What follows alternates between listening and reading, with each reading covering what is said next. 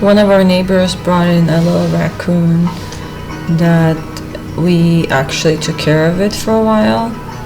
She was so cute.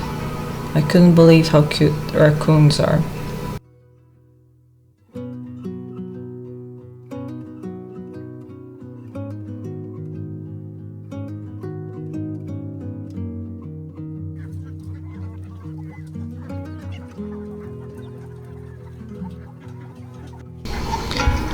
Come to feed the chickens with us.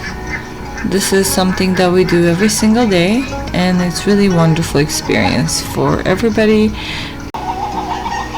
Taking care of the chickens and the animals is a beautiful experience for us, and it brings us a lot of joy to take care of these other beings here on earth, and we are grateful that we have them, and